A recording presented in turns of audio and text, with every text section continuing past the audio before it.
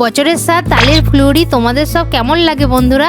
আজ আমাদের বাড়িতে সেটাই হচ্ছে। শুভ সন্ধ্যা আমার প্রিয় দর্শক গাইস। আমার পিছনে কে আছে বলো তো? ননি আমাদের কত বড় হয়ে যাচ্ছে দেখো গাইস। ওর দাঁতটা ভেঙেছে, তোমরা কি খেয়াল করছো? যাই হোক, একটা ঝকঝকে বিকালবেলায় ননি সোনাকে নিয়ে বেরিয়ে গেছি গাইস। অনেকদিন বাদে আমরা দুজন বেড়াতে যাচ্ছি। ননি যে আমাদের কতটা বড় হয়ে গেছে। আগে ননিকে নিয়ে বেড়াতে যেতাম, গাড়ির সামনে বসাতাম ছোট ছিল বলে।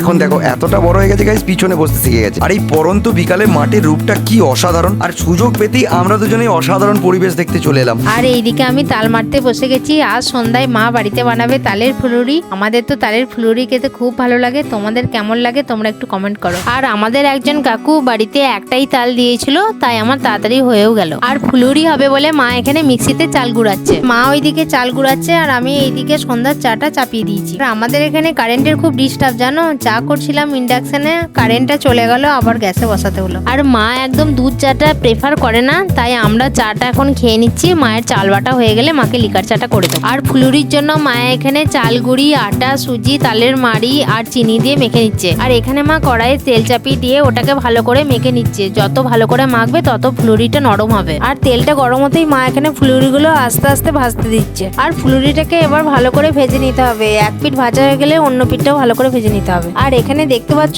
মা খুব সুন্দরভাবে ভেজে নিয়েছে। আর ফুলুরি গরম গরম হতে না হতেই মা তো আমার হাতে দেখো এক প্লেট দিয়ে দিয়েছে। আর বর্ষাকালের মুচমুচে তাল ফুলুরি খেতে আমার তো বেশ লাগে। তোমাদের কেমন লাগে তোমরা বলো। আর মা তাল ফুলুরিটা খুব সুন্দর বানায় জানো তো। মা বরকে খেতে দিয়েছে, আমি ওখান থেকেই একটা খেয়ে নিলাম। আর ফুলুরিটা খেতে খুব ভালো হয়েছে বলে ম্যাডামের সঙ্গে দেখো চিয়ার্স করে নিলাম। এই ব্লগটা এখানে শেষ করছি, নেক্সট ব্লগে আসছি খুব তাড়াতাড়ি। তোমরা লাইক সাবস্ক্রাইব করো। Tata everyone.